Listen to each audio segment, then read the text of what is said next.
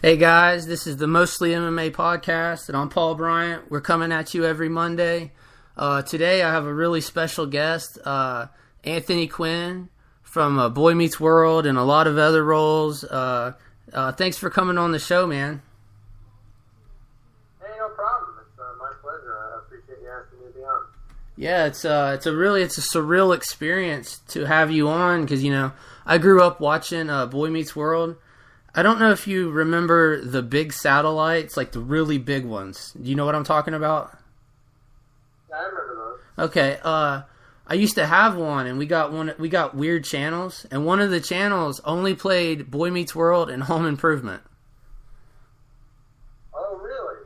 Yeah, so it was odd, but so I sat around just watching Boy Meets World episodes all the time, man. It's pretty cool. That's funny. Actually, when we filmed Boy Meets World over at Disney Studios in Burbank, that's back when Disney Studios, I think at that time there was only 5 stages on Disney over there. Home Improvement was literally like one stage over, so it was us and Home Improvement filming there at the same time. That's cool, man. What kind of stuff do you have going on in your life right now? Like projects? Are you filming anything right now? Right now I'm not filming anything. I've actually been doing a lot of writing, just writing some screenplays and some projects with my writing partner. Doing some work on some short films and some feature films and stuff like that. So that's kind of mostly what I've been involved in currently. Yeah, I was gonna ask you about that, about your writing. How does that compare to acting? Are you enjoying that? Writing is kind of a love-hate thing for me. I really enjoy doing it once I sort of get started.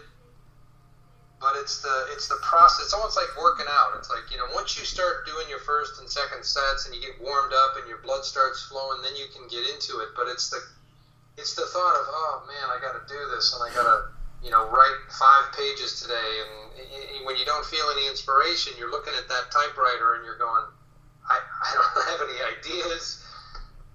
So there's times when I really don't enjoy it, but then when I actually put something on the page and it really starts singing to me, then I really do enjoy it because you can craft a scene and you can write dialogue that's meaningful, and it's kind of a rewarding experience. But in terms of comparing it to acting, it's certainly different. I mean, it's kind of you're expressing your creative voice, but with acting you can certainly be, you know, more animated with it. And you can do things as an actor that you can't really do as a writer. Yeah, for sure. Where can maybe someone find some of your work that you're doing, that you're writing on? Well, you would have to wait until it actually would go into production. Oh, okay. We've been close to a couple of projects. We're just trying to get some financing going for a Western that we've written. That we're really proud of, but I can't really speak too much about the project and stuff, and until it really goes into production, I can't really say anything about it. Oh yeah, I understand. You know, the number one question ever, and you probably get asked this all the time about Boy Meets World, but your final scene on Boy Meets World is, you know, you were in a motorcycle accident, and they end it with you in the hospital. What was up with that? Like, how's come you didn't come back for the next season? Well, you know, sometimes networks and studios and executive producers and those kinds of things, they make changes to the shows, and they don't necessarily consider the audience's, I don't want to say the audience's best interest, but they don't consider their reaction. They don't necessarily tie up loose ends the way they should, and you know, when they made those changes, they decided that they wanted to end that character, or they wanted to sort of wrap up that storyline in that way and kind of not look back. I mean, there's times when they do that on other shows where the actor either doesn't want to be on the show anymore, or for whatever reason he wants to leave the show. Like, I don't know if you remember the show MASH. Yeah. Okay, well, McLean Stevenson left the show after the 3rd season. I think he didn't want to be on the show anymore, so they literally killed his character off. And you know what? It's like they just never look back. They just kill that character, and us as the Yeah. It happened. Yeah. You know? We love that character, Henry Blake, and he's gone. So the same thing happened with Jonathan Turner. They just kind of stopped that storyline, and the audience is going, you just left us hanging, you know. So I really don't have an explanation as to why they did it that way. Yeah. I guess, you know, in their wisdom, thought that was the best way to do it. But yeah, definitely. Did you know ahead of time? I kind of knew, but I didn't quite know exactly how it was going to go down. Michael Jacobs had given me a phone call and given me a heads up on the way the network wanted to change the show and take it in different directions. So he said I wasn't going to necessarily be coming back for a fourth season, and the third season that I was in was it was going to look kind of spotty, where it's like I was on 1 week and not on 1 week, and so finally when they wrapped it up, it was like I got the script and I was like, oh, okay, that's how they're going to do it. All right, I guess that'll have to be good enough. Right. So there was never maybe any talks of where your character might have went from there had you been on the next season? Oh yeah, there was definitely talks.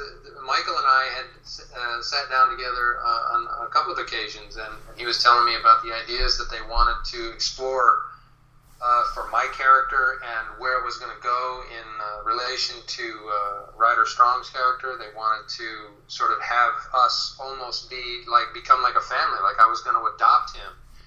And not only was I going to be his teacher, but I was going to be like his step-parent. And I thought, wow, that's really, really fascinating. That I was excited about that when I was hearing all of the things they wanted to do. But then I think that summer I got a phone call and said, okay, so everything's changed. And I was like, oh, wow, okay. Because I thought what they had going on was going to be pretty exciting, and then it just never materialized. Yeah, that's too bad, man. Because I could imagine those episodes. That would have been really awesome. You and your character and Sean, man. I really loved that storyline. Yeah, I think we had great. I mean, Ryder was great to work with. I thought we had great chemistry together. I thought we played off each other really, really well.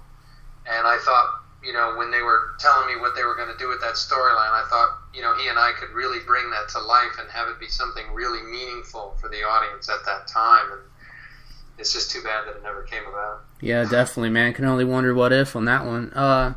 What was your reaction when you got the call to come back as Mr. Turner to be on Girl Meets World? I was actually surprised. I remember when they announced Girl Meets World, I was getting hit up every which way. Facebook, you know, and I'm not a huge social media guy, but I mean Facebook and Twitter and everything. I mean, I was getting hits like crazy, and I'm going, what is going on? And then people were talking about this show, and I'm like, I don't know anything about what you're talking about, so I don't know, because they all thought I was going to be a part of it. So I sent Michael an email, and I said, you know, thank you very much, but you're making my emails and my social media just go crazy here. I said, so I guess I have to congratulate you on the new show and all that stuff. So he and I got together for breakfast one morning, and he was saying that his goal and his vision for the show was that he would like to revisit all of the, you know, characters from Boy Meets World and bring them back in some way, shape, or form on Girl Meets World. And I thought, well, that's really sweet, you know, but I didn't really think it would actually materialize. Yeah. And then when it did, I was a little nervous, because I thought, you know, there's always that hesitation to say, people revisit something they did a number of years ago, and it's kind of like they captured lightning in a bottle at that time, and then you go back and try to do it again, and it just isn't the same. Mm-hmm. So I was really scared about that. I didn't want that to happen, because I think the audience deserved better than that. And if I did it, I wanted to come back and do it well. So, you know, when they were telling me what they wanted to do and how they wanted to do it, I was excited about it, because I really wanted to come back and work with Ben and Danielle again and see Michael and everybody. It was like this big, huge family reunion. Yeah. So, I mean, I think I was proud of the episodes that I did. I think I did 3 of them, and I thought I did great, and I was proud of them, and it was a lot of fun to go back and to live in that world again. Yeah, you know, I had binge watched Boy Meets World. I mean, I'd seen it all before, obviously, But I had come to the point where I was like, you know what, I'm going to go back and I'm going to rewatch this show. So I binge watch it. And when I get done binge watching, I like to go to Wikipedia and look up stuff. And then that's when I seen the rumors of a Girl Meets World coming out. Right. It's amazing to me. It's funny. I think I've told this story before. My experience with Boy Meets World goes back to the very beginning, which is kind of funny. I was doing a pilot with Michael Jacobs. That's where I first met Michael, who created Boy Meets World. But he had written this pilot, and I got cast, and I thought we assembled what I felt like was a very talented cast. It was Jason Bateman, Willie Garson, Jeffrey Dean Morgan, Jana Marie Hupp, and myself. And Michael had written this really sort of quirky world where we all sort of played like these lifelong friends that grew up along the Jersey Shore, and I was an auto mechanic, and my brother was a financier and stuff, and we kind of didn't get along, and it was a great show. But right in the middle of doing that pilot, I think it was Willie that came to me and told me that Michael was working on another show. He was writing another pilot at the time, and they called it the Ben Savage Project. And I didn't know who Ben Savage was. I didn't even associate him with Fred Savage. For some reason, the name kind of sounded like he was an older guy, like he was in his 50s or 60s, you know? Yeah. So I thought, well, hey, worst case scenario, this show that we're doing for Michael is a great show, and it's going to get picked up. So he's going to have at least 2 shows to deal with. I don't know what this other show is, but for sure he's going to be doing, our show. But our show never got picked up. And Michael and I had developed a really good working relationship. I liked his style, he liked mine, and so forth. And he had called me into his office, and he said, listen, I'm doing the show, and I want you to come in, and I want you to read for a part on the show, the Ben Savage Project. So he brought me in to read for the part of Alan Matthews. And I read for him. I think I auditioned for the director and the producers and stuff, and they loved me. They thought I was great and all that stuff. The only thing Michael said was, I'm just concerned that you kind of play too young, that the network is going to think you're too young to be this young kid's father, Mm-hmm. So they brought me to network, and that's where I first met Ben. I think Ben was 10 or 11, I think. Maybe he might have been 11 at the time. And I read with Ben at network, and I thought we played really well together. We played off of each other great, and he was funny, and I was funny, and, they liked me. But ultimately, Michael was right, and the network thought I was too young. So I didn't get the part, but the next year, Michael had called me and said, listen, there's a character that I've written. I want to expand this universe at Boy Meets World, and I want you to come in and read for this part. And I came in and loved the part. And what's funny about it, Michael said to me, he goes, I just want to tell you right up front, he goes, it's an ensemble part. You're going to be part of the cast. And I go, yeah, so? And he goes, well, we just did our show and you were the lead in the show. And he goes, he's not going to be the lead. I go, I don't care about that. I just, I want to work with you. I want to work on the show. I think it's a great character, so I could care less about that. So yeah. I wound up going to network, and 20 years later, here we are. Yeah, that's awesome, man. That's a great story. How did your character kind of reminds me of the Fonz a little bit. The leather jacket and the motorcycle. Was there anything any comparison there? I guess there was kind of. I don't know how many people, in that for that show's audience. I don't know how many of those kids remembered the Fonz, but I think there's always sort of a comparison. Those iconic characters where you have a leather jacket and you're riding a motorcycle.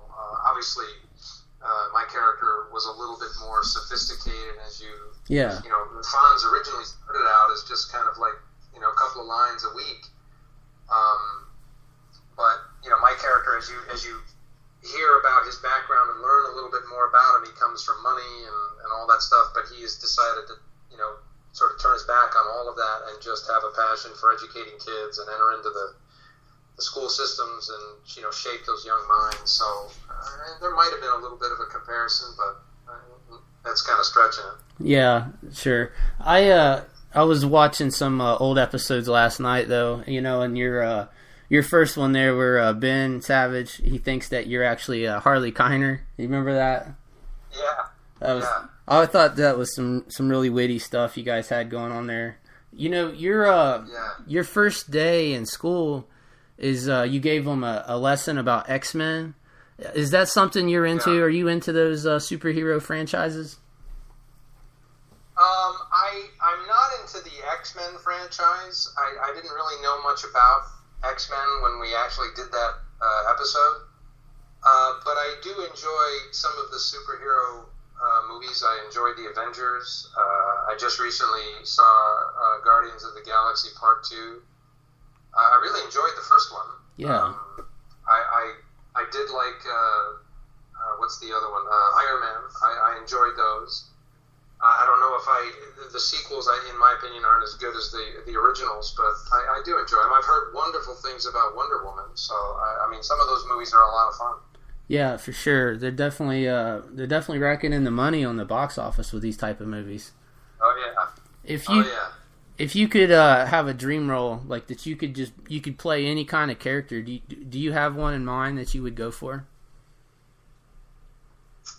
Oh boy, that's tough. I've always sort of loved the supporting characters in movies. They add the color, they add the depth, and they sort of surround the leading men, the leading women, and stuff. And to me, the supporting characters always had either some type of comedic element to them or quirkiness to them that I always responded to as a young guy watching films and as a young actor starting out. I always saw myself as wanting to be one of those kinds of characters because I just thought that those characters were like real characters. Not that leading roles weren't characters, but there was just something about the supporting players that I had an affinity for. So I can't really think of like a dream role, but if I could pick a dream role, it would be like one of those supporting characters that was either quirky or funny or somehow sort of a sidekick of a leading role thing that for me would be a wonderful part to play. Right. Now you've been in a lot of stuff, man. You've had a lot of roles. Out of your roles, which one would you say was the most challenging for you? They're all challenging in a certain way. You have to get to know the character. The character has to sort of speak to you. I mean, there's times when I've read a part where immediately you just have all of these feelings for this character. It's like you know how this character walks and moves and breathes and thinks, and it just fits you like a glove. And then there's other times where you have to let the character come to life in you, you know? Mm-hmm. So that's always a challenge. For me, I think one of the most challenging things I ever did, I did a show after they decided that they weren't going to bring my character back on Boy Meets World, which is really funny. I auditioned for a show for Fox called Ask Harriet, and I thought my contract with Boy Meets World was up because they said they weren't going to bring me back, so I assumed that it had expired. Mm-hmm. And when I read for Ask Harriet for Fox, it was, I think, in March or maybe the beginning of April. And somehow Disney got wind of it, and when they hired me to do Ask Harriet over at Fox, Disney stepped in and said, "We're not sure we want to release him from his contract yet." And I was like, "Wait, what?" Wow. Hold on a minute. You guys let me go, you know? Yeah. So they finally got all that straightened out, and I don't know if it was a power play on Disney's part, but when I did the show Ask Harriet, the show, the concept, Jonathan Prince and Billy Reback were the creators. David Cassidy was one of the creators of the show. They took the concept of who is a guy who is the least likely guy who would ever have to disguise himself as a woman. So the premise, like, you know, when Mrs. Doubtfire, Robin Williams, his character was an actor. Dustin Hoffman in Tootsie, he was an actor in the show. So obviously he would, easily pick up a character of a female and be able to play it because they were actors, Yeah. So in this world, they said, who is the least likely guy to be able to pull this off and to actually be able to pull it off? Like when I don't know if you remember a show named Bosom Buddies with Tom Hanks and Peter Scolari, but it was, when you go back and watch that, they were supposed to be disguised as women, and obviously they weren't women. So there was sort of a suspension of disbelief on the part of the audience to say, we're in on the gag, and we know these guys don't even look like women, but we're going to pretend and we're going to go along with them on that ride. But what they wanted to do is they wanted to create a real character that, you know, just even for a minute, if you could fool somebody that this was a woman, you know, that a guy was disguising himself as a woman, and the premise was he was forced into this situation because of work or whatever it was he was doing. It was something that was foisted upon him, and he had to make the best of it. So when we did the show, it was trying to come up with a female character in contrast with the male character. And at first I was comfortable with the female character until I put the entire getup on. Now remember, we did some makeup tests, and the makeup test was fine. The hair, the wig, and all that stuff was fine. But I remember we were doing a wardrobe fitting. It was over at Sony Studios, and this was the first time that I'd ever done a wardrobe fitting. And I remember putting on the entire outfit, and I stood in the mirror, and I looked at myself in the mirror, and I had this panic attack. I felt like a fool. Yeah. I thought, if this isn't good, it's going to be awful. Yeah. So I thought, you know, I felt the pressure of, I'm going to have to really make this sing, or it's going to be ruinous. I'm going to be a laughing stock, you know. Yeah. But for me, that was a huge challenge for me to have to try to pull that off, and I think we did. I mean, I was really proud of the pilot that we did. I was really proud of like the first 2 or 3 episodes that we did. But then, you know, a lot of these shows, they wind up having like, you know, maybe a guest writer will come in or a guest director will come in, and then the show starts taking on a different life, and it's not what you originally wanted it to be. But I was proud of that show, and I thought I achieved my goal in doing what I wanted to do with the characters. So that was a long story to say that was probably the most challenging role for me. Oh no, long stories are fine, man. I noticed that you didn't post any pictures of that on your Twitter. I think there might be 1 or 2, but there was one that that I actually have it, and I haven't probably put it on there yet, but they were during a photo session, they were doing kind of a joke, and they said, turn around and just kind of put your back to the camera, and I had these high heels on. I had a leather mini skirt on, and I had a cigar in my hand, and it was, you know, and when we took that picture, I looked at it and I was laughing because I said, you know, I have really nice legs. I really do. I think I posted that picture somewhere, but I can't remember where, and I don't know if I would put it up again on Twitter. Yeah, I was spying on your Twitter last night, going through your stuff. How's come it took you so long to get verified on there? I don't know. I have no idea. I remember there was a particular stretch of time. I mean, I'm not a social media whiz or anything, but yeah. I was getting followers like crazy, and people kept telling me about being verified. I'm like, I don't know what you're talking about. And they said, well, you gotta do certain things. You gotta send Twitter a thing and fill out this thing or whatever, and then they'll verify you. And I said, oh, okay. And I was actually having a conversation with Will Friedle about that, because he said he was verified like 3 days into doing Twitter, and I said, well, what did you do? And he goes, they contacted me. And I said, oh, okay. He goes, how come you're not verified? And I go, they haven't contacted me, you know? Yeah.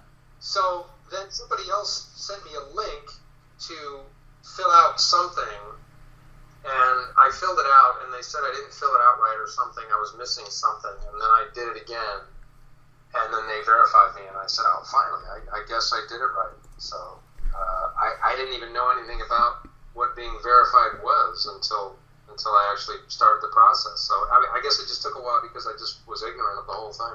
Yeah, you'll see that. I've seen a lot of people that's like, oh, that's not really him, and it's like they still haven't caught on to the verified thing yet either. Well, that's funny because a friend of mine that I play racquetball with, one time, this was a number of years ago, he told me, he goes, hey, so I see you're on Twitter. And I go, I am? He goes, yeah. I go,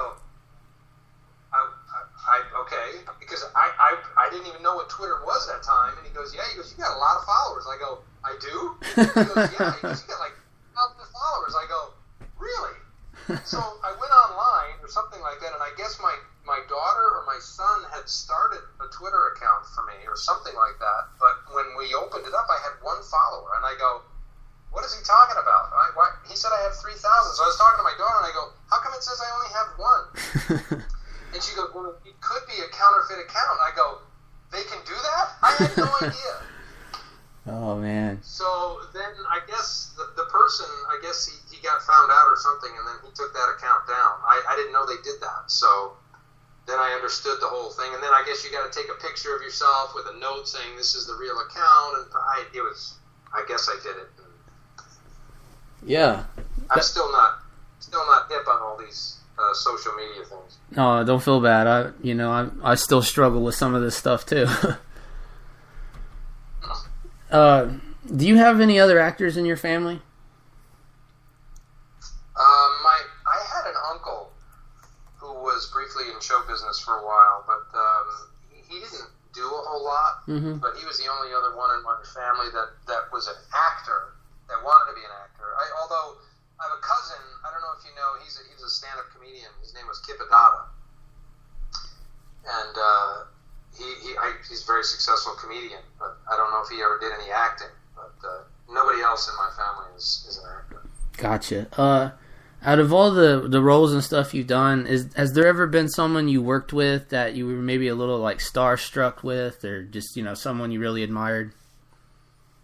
Oh, all the time. I mean, I'm a huge fan of movies and TV shows and stuff like that. I mean, I remember when I got a chance to work with James Caan, it was a thrill for me because, I'd grown up watching his work and I thought he was phenomenal in all these pictures, and, seeing him in The Godfather when I was young, and then being able to like actually be in a scene with him, it's like, I mean, this is crazy. It's the same thing when I work with Dick Van Dyke, who I've admired for years and years and years. For me, he was like the quintessential leading character in a sitcom. It's like, if you ever want to look at how to do it right, watch Dick Van Dyke playing Rob Petrie, and to be able to work with him and ask him questions and, kind of pick his brain about that show, because that's always been one of my favorite shows.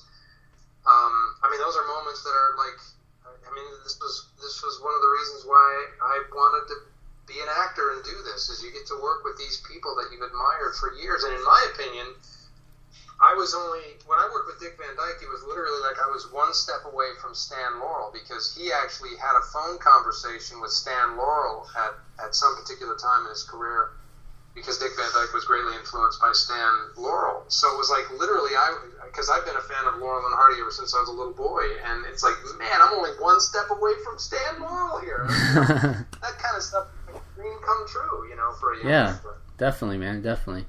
Do you have? I mean, sorry, go ahead. As a young actor, I'm sorry. When you're a young actor, the goal is to just try to get on TV. Yeah. Just to be on a show. I mean, that's the goal originally. You want to be able to make that phone call and tell somebody, hey, I'm going to be on TV tonight, and it's going to be this show. And even if you have one line, it's like, I'm going to be on tonight, and I'm going to be on this show, so tune in and watch. Definitely. But to actually be part of something that, like, say, Boy Meets World, to be part of something that actually is ongoing and is meaningful to an audience that has a fan base that literally, 15, 17, 20 years later are still talking about a show that means so much to them. I mean, to be able to say that I was a part of that is like, that's crazy. It's just crazy. Those are all the reasons why you become an actor, when you're starting out, to be able to do that and to have that and be that. Yeah, definitely. That's kind of how I feel about the podcasting. I had Lee Norris on not too long ago, and a few other actors. I have you on right now, and that's how I feel. It's like, wow, it's surreal.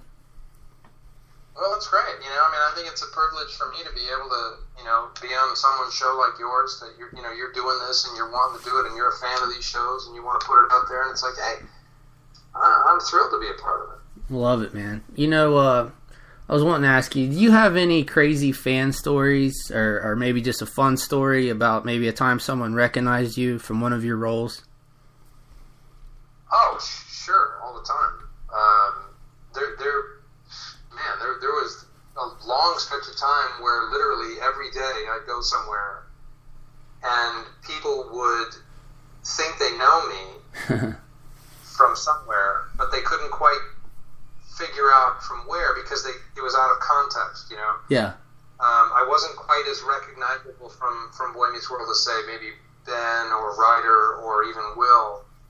That people would know them right away, but for some reason people would say, "Hey, I know you," and I'm like, "Okay," and they're like, "Where do I know you from?" And it was the same story every single time, you know, the same dialogue. I know you. Where do I know you from? I'm like, I don't know, and they're like, "Dude, you were in my wedding." It's like, no, I don't think so. I mean, that would just happen all the time. Yeah. Most recently.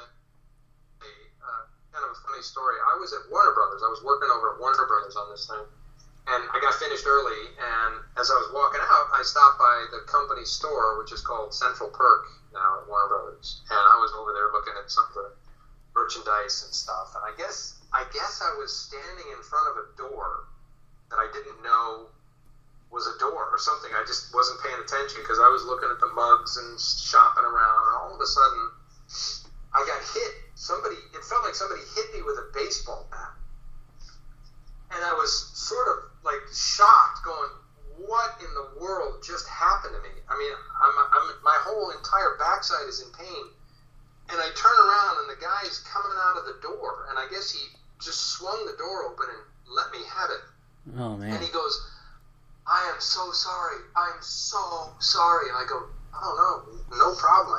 I guess I was standing in the wrong spot. I shouldn't have been standing there." And he's like, "Dude, I am so sorry. Are you okay?" And I go, "Yeah, I'm fine. I'm fine." And he goes, "Aren't you Jonathan Turner from Boy Meets World?" And I was like, yeah. That's funny that you knew that." And he's like, "Oh my gosh, you're so legit." He goes, "Can we get a picture?" It was hilarious. That's great. You almost knocked me out, and then you want to get a picture. It was great.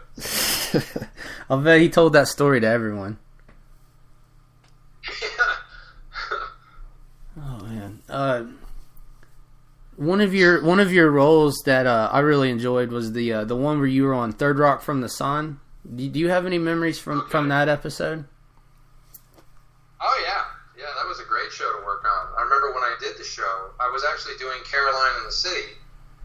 And they filmed at the same lot over in Studio City, MTM.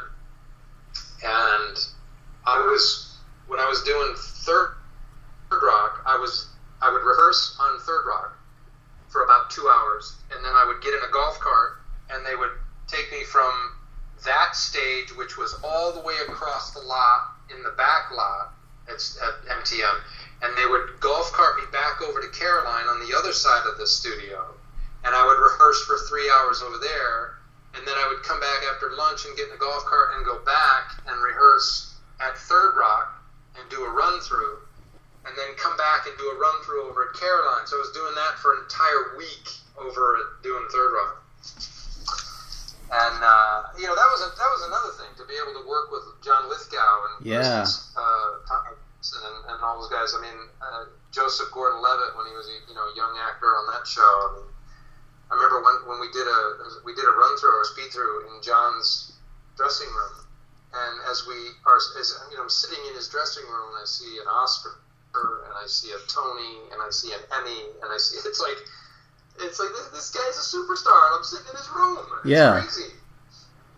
And he was the nicest guy ever. I mean, he was supportive. He would laugh at your jokes. I mean, he was great. He would come over and tell you how funny you were in the scene, it was amazing. He wasn't a prima donna. He wasn't like this untouchable person. I mean, he was like a real team player. He was another one where it just feels like here's the lead on a show, and this is the way you do it. Here. Yeah, I'm glad to hear that. I've been a big fan of John Lithgow and Third Rock from the Sun, so it's always good to hear that the people you're a fan of is a good person.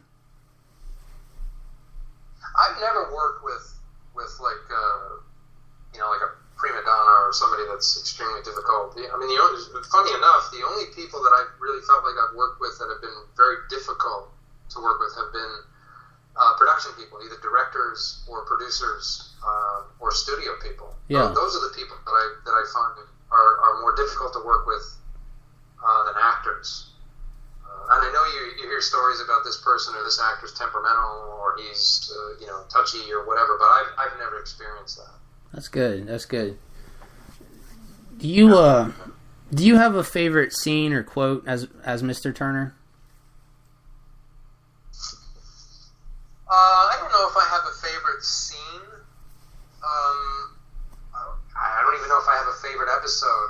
I actually can't speak to the shows that aired after I left the show because I stopped watching the show after my last episode, the one you mentioned where I was in the hospital or whatever. Mm-hmm. That was my last first run episode of Boy Meets World. So I moved on to other projects and I was doing other things, and then those shows became the shows that were kind of meaningful for me, and so I just stopped watching Boy Meets World. So I can only speak to the episodes or the quotes that I had in the shows that I did. Mm-hmm. One of the shows that stands out for me was the episode where my character and Sean's Ryder's character tell a lie to each other because we want some private time. Yeah. And we catch each other lie.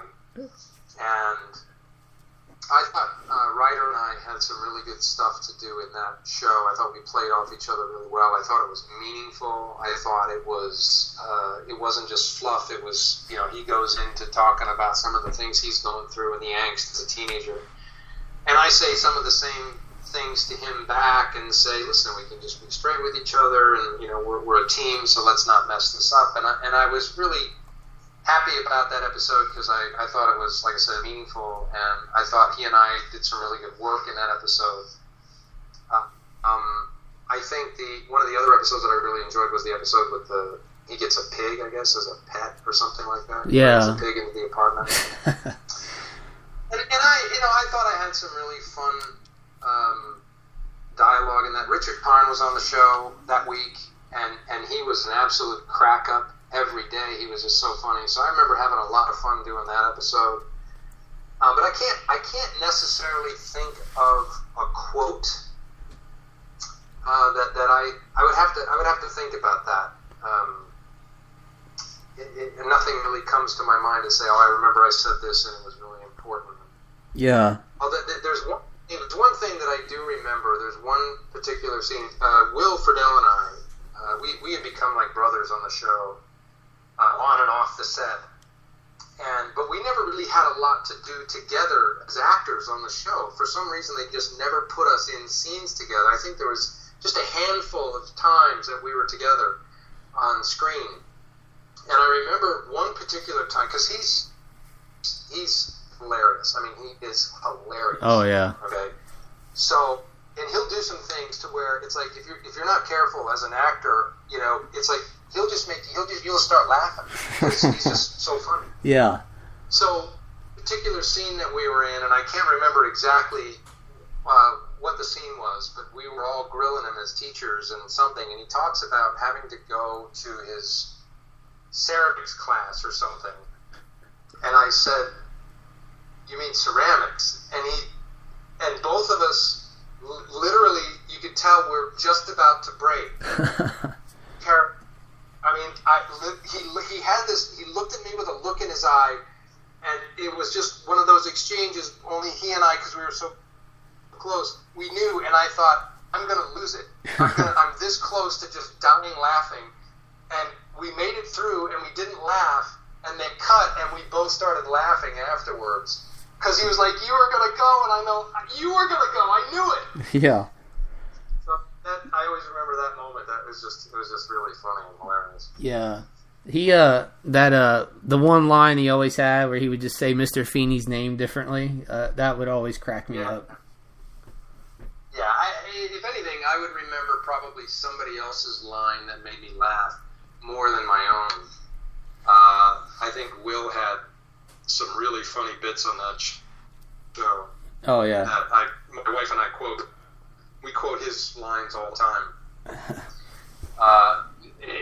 I do remember seeing a clip from him where I guess they were in college at the time, and he does something with Sean where he comes up behind Sean and he calls him Trailer Boy or Trailer Park Boy, and he's like, talky talk, yak. Oh, my wife and I quote that all the time because that was just so funny. Yeah. So fun. That's Will Friedle. I mean, he and the character became one, and it was just like what you see is what you get, and he's just so funny. Yeah, I definitely always enjoyed it. You know, good storylines. It would always make you laugh. It could make you cry. The Boy Meets World is right up there at the top of my favorite shows ever. Well, I got to tell you, that's one of the things that I've learned about that show in the last 15 to 20 years is just how much the audience cares for this show. I mean, I really had no idea, even 5 or 6 years after I was done with the show, I didn't really understand the impact that it had on its audience. But after so many years, I mean, I'm still blown away by how many people come to me and, number one, recognize me from the show, but then tell me how much the show means to them and how much my character means to them. I remember going on an audition once for a casting director, and I can't remember her name. I wish I could, but I walked into her office, and she pointed at me, and she goes, you have always been one of my favorites. And I go, really? And she goes, you've always been, she goes, it's such a pleasure to meet you. She goes, I can't tell you. She goes, my son and I, she goes, we talk about you all the time. I go, really? And she goes, my son owes his career to you. And I said, okay, how? And she said, well, every day he's in whatever field he was in, I think teaching or medical, EMT or something like that, but he would always say, Mr. Turner, Mom. And I mean, she brought tears to my eyes, because I was like, oh my goodness, that's crazy. Right. That you can have that kind of impact on someone doing something that you really enjoy doing, but yet it impacts them in a positive way. So, I mean, it's just amazing to me how much this show means to the audience. And really, when you think about it, the day that we live in, where there's so many things that are just screaming for your attention, like you talk about social media and television stations and internet and streaming and all of these avenues for entertainment, and yet here we are, talking about a show that we did. My last episode of that show was, I think, 17 years ago. That's like dog years in entertainment. Yeah. When you think about the turnover factor is like now every couple of years. Definitely, man. So it's amazing. It's kind of legs. Yeah, the Mr. Turner character, I think you could just always be like, everyone had that teacher where you're just like, man, I can't stand that teacher. And then you kind of see Mr. Turner, and it's just like, that's a cool teacher, man. I would really like to had a teacher like that, and it was a great character. I'm gonna have to wrap this up. I really appreciate you coming on, dude. Meant a lot. This was a great experience. You gave me some really great stories and content. I really loved it, man. Well, it's my pleasure. Thank you so much for having me. I appreciate it. For sure. Where can everyone find you at? You're on Instagram and Twitter. You want to give them your handle? Twitter is the Anthony Quinn, THE Anthony Quinn. I guess it's at the Anthony Quinn, or just search the Anthony Quinn, THE Anthony Quinn. That's where I'm on Twitter. Good deal, brother. Thank you so much for coming on, man. It means a lot. My pleasure. You have a great rest of your week. You too, bud. And this has been another episode of Mostly MMA, guys. Coming at you every Monday.